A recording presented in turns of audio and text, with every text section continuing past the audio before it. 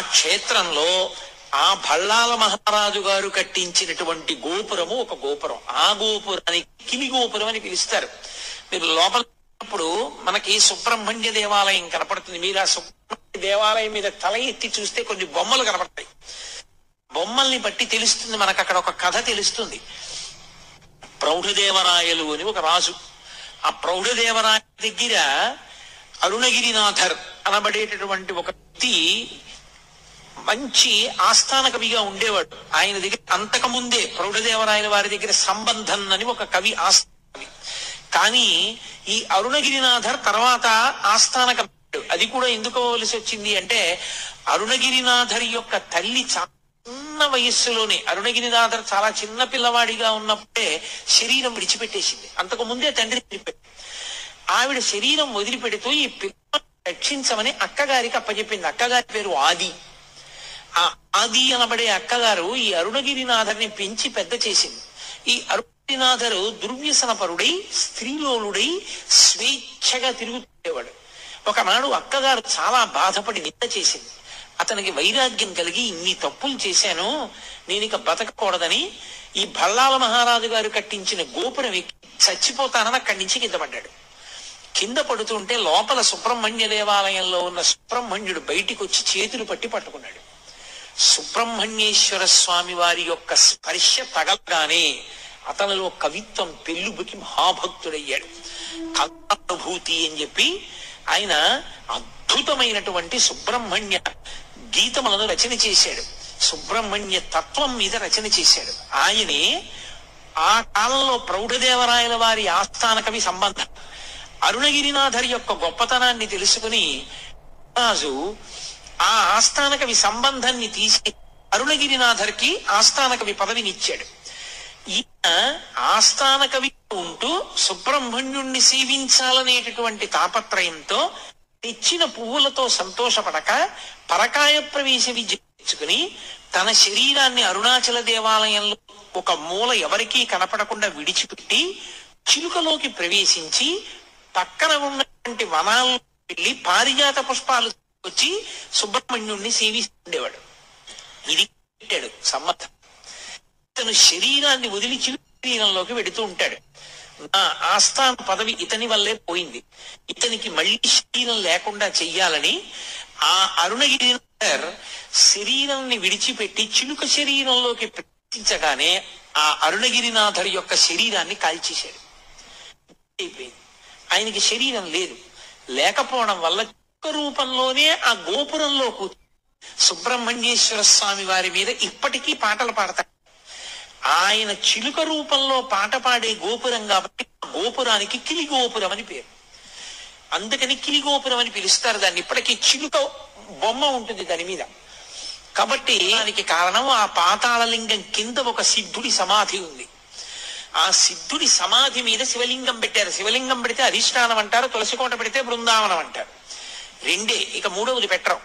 కాబట్టి అక్కడ శివలింగం పెట్టారు అధిష్టానం. అది పాతాళలింగం. అది లోపలికి గుహలో ఉంటుంది కాబట్టి పాతాళలింగం అంటారు. పైన మంటపం ఉంటుంది. అక్కడికి ఎవ్వరు వెళ్ళేవారు కాదు. అక్కడికి భగవాన్ రమణులు వెళ్ళి తపస్సు చేశారు. ఆ పాతాళలింగం, అక్కడ ఉండేటటువంటి నటరాజస్వామి దేవాలయం, అక్కడ ఉండేటటువంటి సిద్ధిప్రదాయకుడైనటువంటి విఘ్నేశ్వరుడు, సుబ్రహ్మణ్యుడు, ఇప్పటికీ తిరుమలాంబాదేవి సముద్రము అని అక్కడి నుంచి కాలువ గుండా నీరు తీసుకొచ్చి అరుణాచల క్షేత్రం లోపల పశ్చిమ దిక్కుగా ఉండేటటువంటి సరోవరానికి శివగంగా అని పేరు. అది తిరుమలాంబా సముద్రం నుంచి ఒక కాలువ ద్వారా తీసుకొస్తారు. రెండవ పక్కన ఉండేటటువంటి తీర్థం బ్రహ్మతీర్థం. అలాగే మీకు అరుణాచలంలో ఖడ్గతీర్థం, సర్వతీర్థం, ఈశాన్య తీర్థం, అగస్త్య తీర్థం, బ్రహ్మతీర్థం, శివగంగ, యమున, ఎన్ని సరస్సులు ఉంటాయి. ప్రతి సరస్సుకి స్థల పురాణం ఉంది. ఒక్కొక్క సరస్సు ఒక్కొక్క కారణానికి వచ్చింది. అగస్త్య మహర్షి ప్రతి సంవత్సరం మార్గశీర్ష మాసంలో వస్తారట. వచ్చి తన శిష్యులతో గిరి ప్రదక్షిణం చేసి ఆ సరస్సులో స్నానం చేసి పెడతారు. ఒక్కొక్క సరస్సులో స్నానానికి ఒక్కొక్క ప్రత్యేకమైన విభూతి కలుగుతుంది. ఒక సరస్సులో స్నానం చేస్తే అపారమైన భక్తి కలుగుతుంది. ఒక సరస్సులో స్నానం చేస్తే సరస్వతి కటాక్షము కలుగుతుంది. ఒక సరస్సులో స్నానం చేస్తే పాప సంచయం అంతా కూడా దగ్ధమవుతుంది. అంత గొప్ప గొప్ప సరస్సులతో నిండి ఉంటుంది ఆ క్షేత్రం అంతా. స్వయంగా చతుర్ముఖ బ్రహ్మగారే అరుణాచల క్షేత్రంలో ఆరాధన చేసి స్నానం చేసేటటువంటి సరస్సు ఆ బ్రహ్మ సరస్సు అని పిలుస్తారు. అంత గొప్ప గొప్ప సరస్సులతో కూడుకుని స్థలవృక్షమైనటువంటి ఇప్ప చెట్టుతో ఉంటుంది.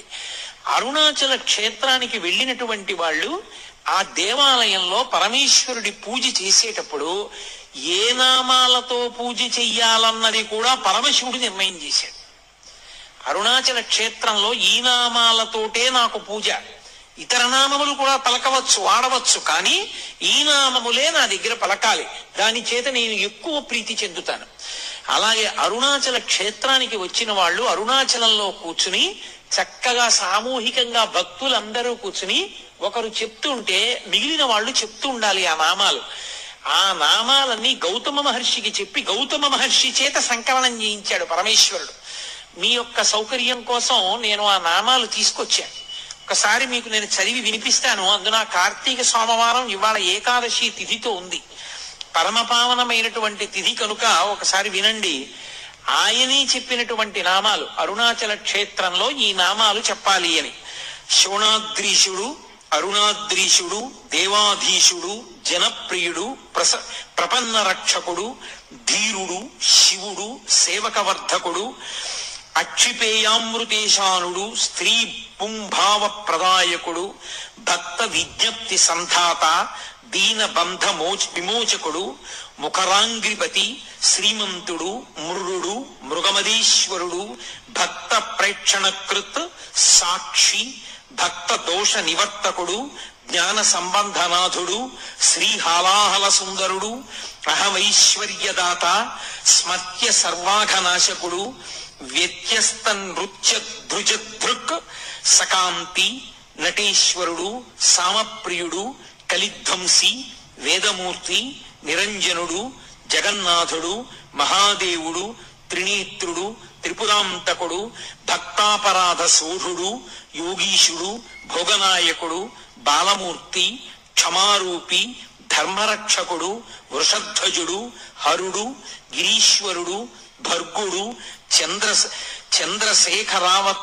చంద్రశేఖరావతంసకుడు, స్మరాంతకుడు, అంధకరిపుడు, సిద్ధరాజు, దిగంబరుడు, ఆరామప్రియుడు, ఈశానుడు, భస్మ రుద్రాక్ష లాంఛనుడు, శ్రీపతి, శంకరుడు, స్రష్ట, సర్వ విఘ్నేశ్వరుడు, అనఘుడు, గంగాధరుడు, క్రతుధ్వంసి, విమలుడు, నాగభూషణుడు, అరుణుడు, బహురూపుడు, విరూపాక్షుడు, అక్షరాకృతి, అనాది, అంతర్హితుడు, శివకాముడు, స్వయం ప్రభువు, సచ్చిదానంద రూపుడు, సర్వాత్మ, జీవధారకుడు, స్త్రీ సంగవామ సుభగుడు, విధి విహిత సుందరుడు, జ్ఞానప్రదుడు, ముక్తిదాత, భక్త వాంఛిత దాయకుడు, ఆశ్చర్య వైభవుడు, కామి, నిరవధ్యుడు, నిధిప్రదుడు, శూలి, పశుపతి, శంభుడు, స్వయంభువుడు, గిరీశుడు, మృడు. ఇవి అరుణాచల క్షేత్రానికి వెళ్ళినటువంటి భక్తులు తప్పకుండా కూర్చుని చెప్పవలసినటువంటి నామములు. ఎవరు అరుణాచలం వచ్చి ఈ నామములు అరుణాచల క్షేత్రంలో పలుకుతారో, ఎవరు ఈ నామములతో శివలింగానికి పూజ చేసుకుంటారో అటువంటి వారందరికీ కూడా నా యొక్క అనుగ్రహం విశేషంగా కలుగుతుంది అన్నాడు. అరుణాచల క్షేత్రానికి ఉండేటటువంటి మహాత్మ్యం ఏమిటో తెలుసా? అతి ప్రాచీనమై పరమేశ్వరుడు స్వయంభూగా 3 రూపాలతో వెలిసినటువంటి క్షేత్రమైన కారణం చేత అరుణాచలంలో మీరు ఎంత చిన్న పుణ్యకార్యం చెయ్యండి, అది తీవ్ర స్థాయిలో ఫలితాన్ని ఇస్తుంది. సామాన్యమైన ఫలితం కాదు. అది ఏదో పుణ్యంగా మారి వచ్చే జన్మలో మీరు సార్వభౌముడవడం, ఏదో పుణ్యంగా మారి వచ్చే జన్మలో ఐశ్వర్యవంతుడవడం కాదు. అరుణాచలంలో చేసినటువంటి పుణ్యకార్యము పునరావృత్తి రాహిత్యమునకు తీసుకెళ్తాం. దానికి స్కాంద పురాణంలో కొన్ని విశేషాలు చెప్తారు. అరుణాచలం కొండ మీద ఒకానొకప్పుడు ఒక సాలెపురుగు గూడు కట్టింది. గూడు కడితే లేత సూర్యకిరణాలు పడ్డాయి. పడి అది విశేషమైన కాంతితో మెరిసింది. ఆ మెరుపు కొండ మీద పడింది. కొండ స్థూల శివుడు, అది శివుడే. శివుడి శరీరం మీద కాంతి పడేటట్టుగా మెరుపులతో కూడినటువంటి బట్ట శివలింగానికి కట్టిన పుణ్యం ఇచ్చి సాలెపురుగుకి మోక్షం ఇచ్చాడు. అలాగే అక్కడ ఒక ఏనుగు కొండలలోకి ప్రవేశించింది. ప్రవేశించి తన మదజలధారల చేత ఆకులను తడిపింది. ఆ ఆకులు తడిసి బొట్లు శివలింగం మీద పడ్డాయి. శివలింగం మీద అభిషేకం చేసిందన్న పుణ్యం ఇచ్చి ఏనుక్కి పునరావృత్తి రాహిత్యం ఇచ్చారు.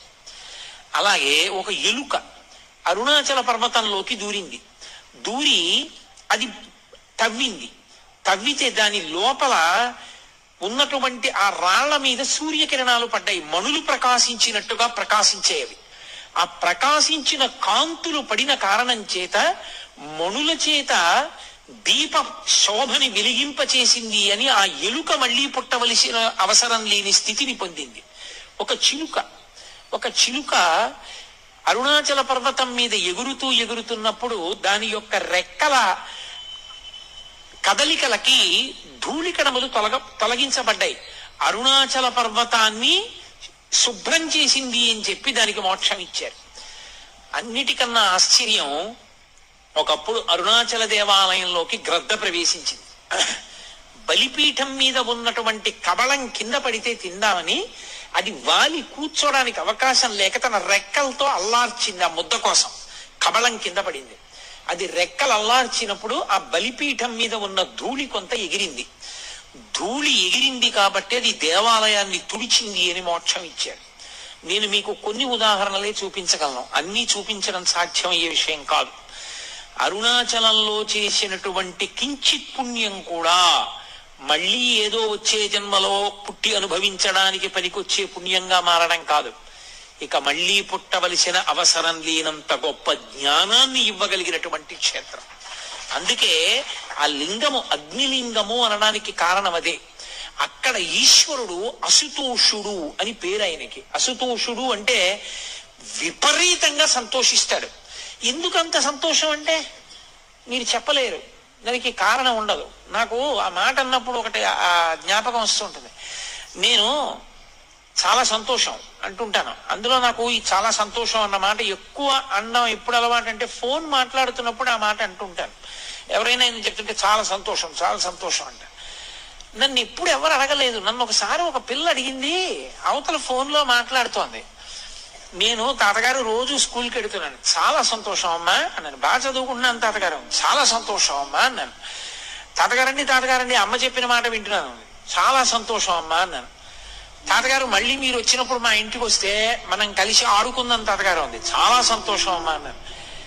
అన్నింటికీ అంత సంతోషం ఎందుకు తాతగారు అంది. అది ఇప్పుడు నేను తెల్లబోయాను, నిజమే ఇదేంటి అన్నిటికీ అంత సంతోషం ఏమిటి నాకు అని. అంటే చాలా సంతోషం అనడం నాకు అలవాటు అయిపోయింది. చాలా సంతోషం అని నోటి మాటగా అంటాను నేను. ప్రతి చిన్నదానికి నిజంగా సంతోషపడిపోయి అనుగ్రహిస్తాడు అశుతోషుడైన పరమేశ్వరుడు. ఆ అశుతోష తత్వము పూర్ణముగా ప్రకాశిస్తుంది అరుణాచల క్షేత్రంలో. అందుకే అక్కడ చేసిన ఏ చిన్న పుణ్యకార్యమైనా అపారమైనటువంటి ఫలితాన్ని తీసుకొచ్చి సంక్రమింపచేస్తుంది. ఇప్పటికీ అరుణాచల క్షేత్రానికి దేవతలు, గంధర్వులు, యక్షులు, గంధర్వులు, కిన్నెరులు, కింపురుషులు వచ్చి పరమశివుణ్ణి సేవించి వెడుతుంటారు. భగవాన్ రమణుల దగ్గరికి శ్రీమతి తల్యార్ ఖాన్ అని ఒక ఆవిడను, పశ్చిమ దేశాల నుంచి వచ్చినటువంటి సాధకురాలు అరుణ అని ఒక ఆవిడ, ఇద్దరు ఉండేవారు. వాళ్ళిద్దరూ ఒకప్పుడు అరుణాచలం కొండ ఎక్కి కొండ మీద పడుకున్నారు. పడుకోవడం అంటే కొండ మీద ధ్యానం చేస్తున్నారు. వాళ్ళకి ధ్యానం చేస్తూ ఉండగా అద్భుతమైన సంగీతం వినపడింది. శ్రీమతి తల్యార్ ఖాన్ కి మంచి సంగీత ప్రవేశం ఉంది. ఆవిడ దాన్ని నోట్స్ రాసుకుని వచ్చి భగవాన్ రమణులకు చెప్పింది. ఇది మెద్రాస్ పంపించింది ఆవిడ. పూర్వం రోజుల్లో ఇది మెద్రాస్, ఇప్పుడు చెన్నై. మెద్రాస్ పంపించి సంగీత విద్వాంసులకి చూపిస్తే ఇది అపూర్వ సంగీతం, ఇది గంధర్వులు, యక్షులు మొదలైన వాటిలే పాడగలరు, అంత గొప్ప సంగీతం అన్నారు. ఆవిడ భగవాన్ రమణులకు చెప్పింది. అయ్యా ఇంత గొప్ప సంగీతం నాకు 3 రోజులు వినపడింది అరుణాచల పర్వతం మీద అని. అంటే అప్పుడు భగవానులు ఒక మాట చెప్పారు. ఆది అన్నామలైలో నేను ఉండగా, ఆది అన్నామలై అంటే తూర్పున అరుణాచల దేవాలయం ఉంటుంది, పశ్చిమాన ఆది అన్నామలై ఉంటుంది. అది బ్రహ్మగారు ప్రతిష్ట. ఆది అన్నామలై కొండకి చాలా దగ్గరగా ఉంటుంది గుడి. ఆది అన్నామలైలో నేను ఉండగా నాకు కూడా ఇటువంటి సంగీతము, నృత్యము, వాద్యములు వినపడుతుండేవి అని చెప్పారు. ఆ దక్షిణామూర్తిగా కూర్చునేటటువంటి సిద్ధస్వరూపమైనటువంటి పరమశివుని ముందు ఇప్పటికీ అప్సరోగణములు కూడా వచ్చి నృత్యం చేస్తుంటాయి అని, అవన్నీ వినపడుతుంటాయి అంటారు ఆది అన్నామలై అటువంటి చోట్లకి. ఎన్నో సరోవరములు ఆ దేవాలయం యొక్క పాదాల ఆ కొండ పాదముల దగ్గర ఎన్నో సరోవరములు ఏర్పడి ఉంటాయి. అంత గొప్ప క్షేత్రం అరుణాచల క్షేత్రం.